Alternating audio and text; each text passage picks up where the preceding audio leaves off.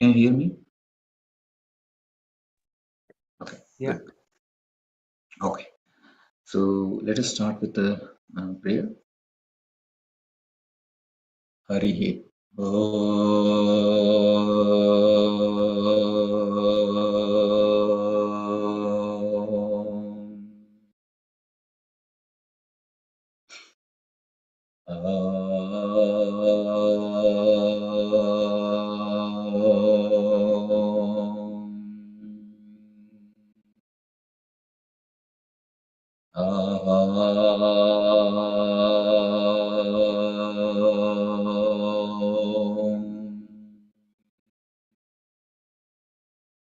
योगेन चित्तस्य पदेन वाचा मलं शरीरश्च च वैद्यकेन योपाकरोतं प्रवरं मुनीनां पतञ्जलिं प्राञ्जलिरानतोऽस्मि।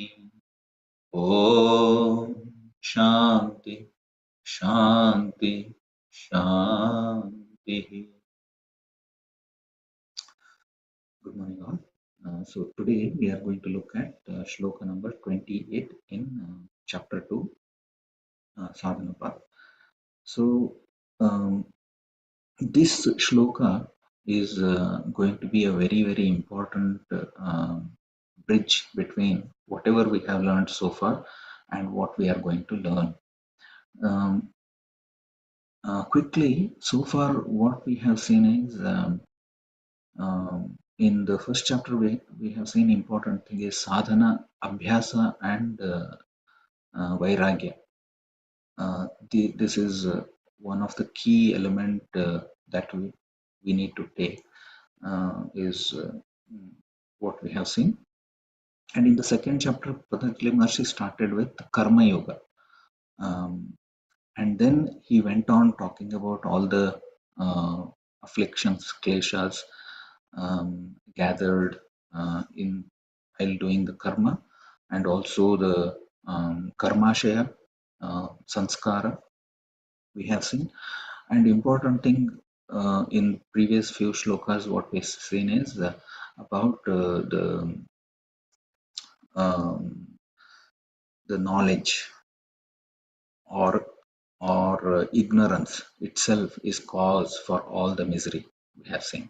And to if you eliminate this ignorance, if we gather the knowledge, if we live with that knowledge, then all the misery is gone, is what we have seen. But now here in this shloka, Patanjali Maharshi is going to reveal something new. We will see what it is. Okay. So shloka goes like this. Yoganga Anushthanat Ashuddhi Kshaya Jnana Deepti Aviveka Khatir. Okay, it is a bit long sutra, very important sutra. I'll repeat once again. Yoganga Anusthana Ashuddhi Kshaya Jnana Deeptir Aviveka Khatir. Now, yoga, first word is Yoganga, and then he talks about Anusthana, and then Ashuddhi Kshaya Jnana Deepti Aviveka Khatir. We have seen some of the words and we will look at in detail. Yoganga. Now Patanjali Maharshi is revealing in yoga there are angas. Anga is nothing but limbs. Yoga we have seen. What is yoga? Yoga is Chitta Vritti Nirodha is yoga, and anga means limbs. Okay, those limbs he is going to tell us in the coming sutras. There are 8 angas: yama, niyama, asana, pranayama, pratyahara, dharana, dhyana, samadhi. These are the 8 angas. We will see it in them in detail. But he is saying in yoga there are 8 angas. Yoganga Anushtanad. Anushtana means it is a discipline. or a practice with a sustained, disciplined practice. Um, you might have heard of some people going for anusthana. They take different types of anushtanas or penance.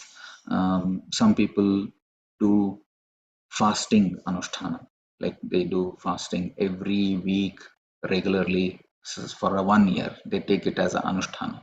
Or some people take anusthana for chanting certain things like uh, Vishnu Sahasrama or whatever. We have taken anusthana of practicing our breath healing and also reading everyday yoga sutras.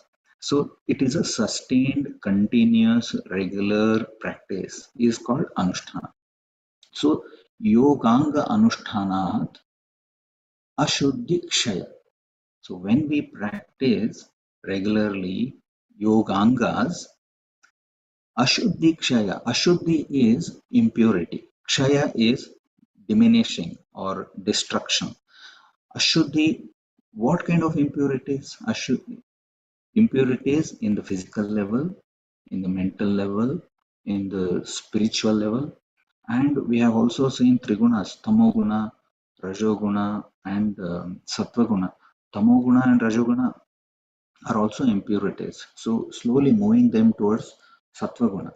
So all these impurities will be destroyed or eliminated while we are practicing these yogangas. And then he goes on saying, Jnana Deepte Aviveka Khatir. Jnana is, we know, it is a knowledge, wisdom.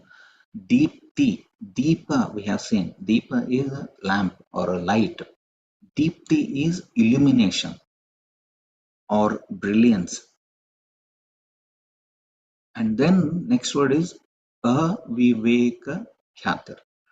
Viveka Khatir we have seen in the previous shloka. Viveka Khatir is something that is a discrimination power or a knowledge where we can distinguish between right and wrong, truth and untruth, matter and uh, with spirit or consciousness, seer and the seen. So where someone who can distinguish is Viveka Khatir. Here he says aviveka. See, Viveka and aviveka, these are two opposite words. He is here, he is not talking about aviveka. He is talking about aviveka khatir. This is a separate word. We can play with these syllables. Means until. Aviveka means idiot. Okay. So it is exactly opposite meaning. It is not aviveka, it is aviveka. So this yoganga anushtana, when we do, he is talking about you are going to get two benefits. One is all the impurities are cleansed, kshaya, they will be destroyed. And second thing is jnana dipti, the knowledge illuminates until we reach viveka khatir, until we reach a state of viveka khatir, that is a state where we discriminate between the two, seer and the seen, or um, uh, matter and the consciousness, or um, yeah. So that is my understanding. So if you have anything to add to it, please feel free.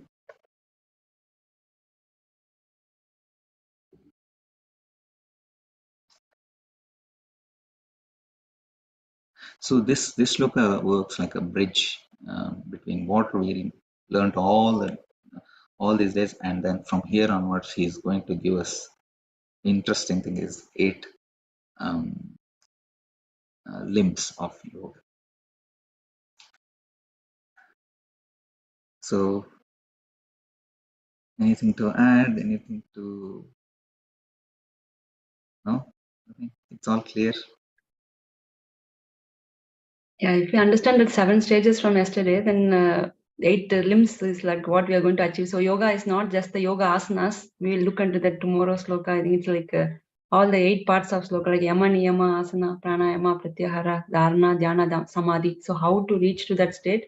Not only the asanas, this whole part of yoga, that yoga limbs.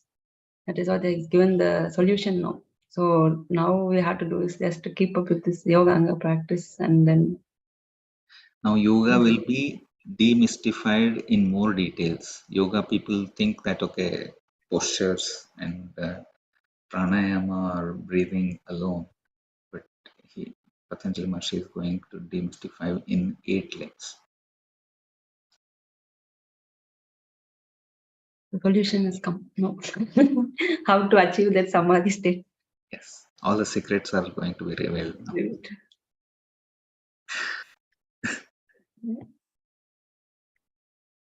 All yeah, Prinoji, go ahead. Nothing to add, but just what's in my head is it's too difficult. It's too much. No, it is not. What is too difficult? That's the first thing that comes up. It's like, I haven't got time to do 8 limbs. I can do some breathing in the morning. That's about it. That's, the conversation that comes.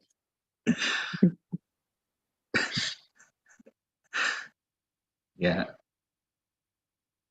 So initially he started with breathing. Now it is getting more deeper.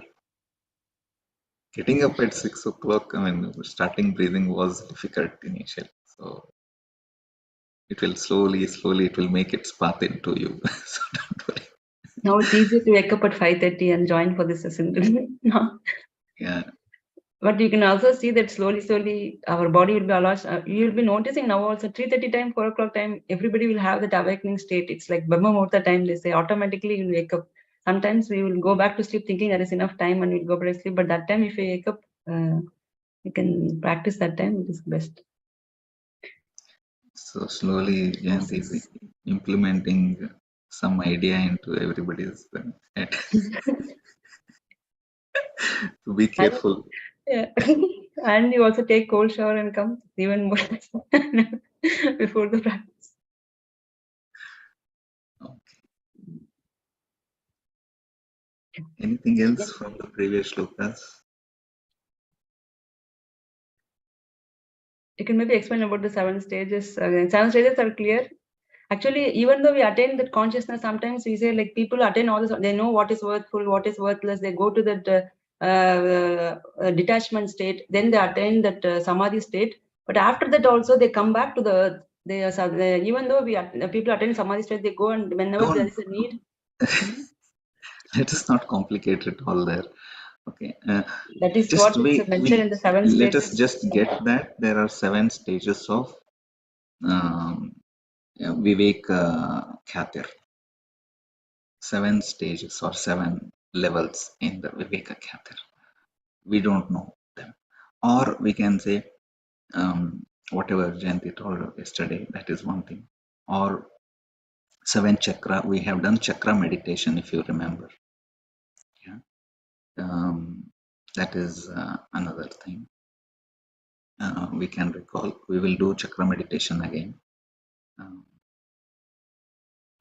So we don't want to complicate with all the mystical things. Just for knowledge, like even though you attend the samadhi state, still we can come back to this world. They have a choice to come and complete for helping other people to rise up. They come and go. Say masters come and go. Okay, Saraj, you can stop YouTube recording. We will start. Thank you all. So tomorrow we'll start with the first anga of yoga and read it and come so that we can discuss. Okay.